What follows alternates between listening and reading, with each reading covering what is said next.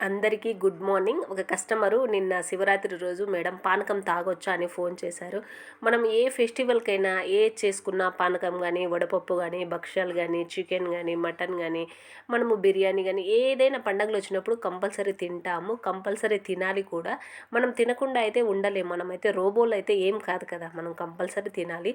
తిన్నప్పుడు మన తిన్న ఆహారాన్ని ఎలా డైజెషన్ చేసుకోవాలనేది మనకు తెలిసి ఉండాలి. మన దగ్గర ఆయుధం ఉంది కదా!